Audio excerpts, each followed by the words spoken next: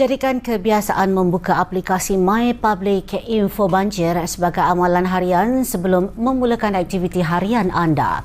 Ini kerana aplikasi tersebut bukan sahaja boleh dijadikan rujukan mengenai keadaan cuaca dan paras air sungai yang menyebabkan banjir, tetapi juga bagi mendapatkan maklumat tepat berhubung bencana itu.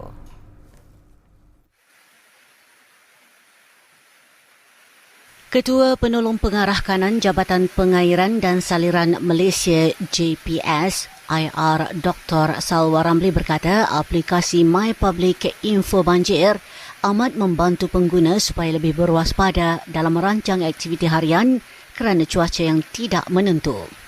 Justru orang ramai perlu menjadikan aplikasi My Public Info Banjir sebagai amalan seperti kebiasaan membuka aplikasi media sosial seperti Facebook, Instagram dan WhatsApp. Sebab ramai orang akan forward maklumat ni, kita tak tahu kesahihannya macam mana. So lebih baiklah kita sendiri tengok dekat sistem tu sendiri apakah maklumat situasi semasa untuk membolehkan kita membuat aktiviti harian kita lah. So memang dalam public info banjir pun ada dia punya Facebook dia, boleh tengok dekat situ. So just subscribe, tengok dan boleh menggunakan untuk aktiviti harian dan juga rancang aktiviti kita, sama ada kita nak parking kereta dekat mana tu ataupun kita nak lalu jalan mana. Sekiranya Met Malaysia telah mengeluarkan amaran ribut petir pada pukul 3 petang, elakkan pergi ke kawasan yang mudah dilanda banjir. Sebab hujan ni kita tak jangka sebanyak mana dia akan turun, tetapi kita boleh jangka apa tindakan kita selepas kita menerima maklumat daripada sumber yang sah.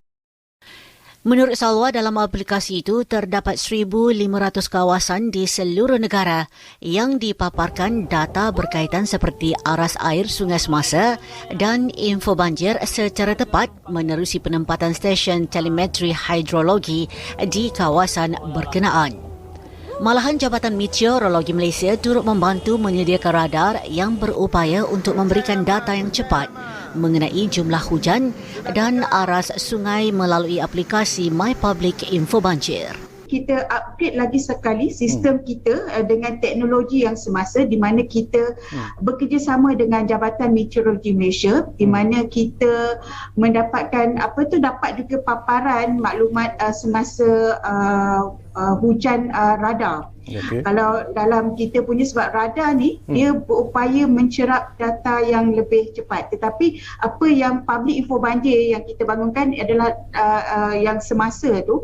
Kalau dia ada trigger dalam tempoh 1 jam ni, adakah paras air sungai trend menaik ataupun menurun.